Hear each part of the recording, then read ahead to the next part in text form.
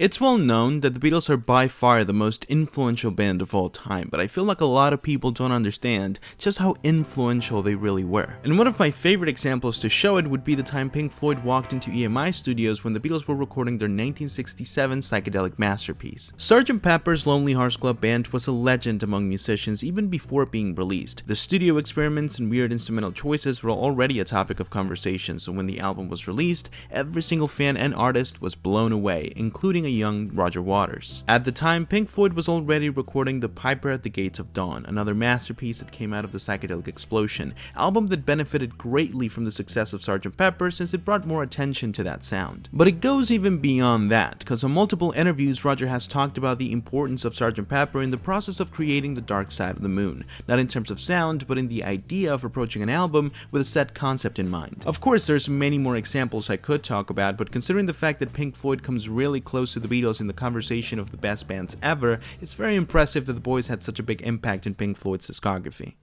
When they made Sgt. Pepper in '67, we were in the same studio making our first record, and I remember when it came out, pulling the Zephyr 4 over into a lay-by and listening to the whole thing and just sitting there with my mouth hanging open going, wow, this is so complete and accomplished. And I feel more than any other record, it was the record that gave me and my generation permission to branch out and do whatever we want to. But if they can do it, we can do it.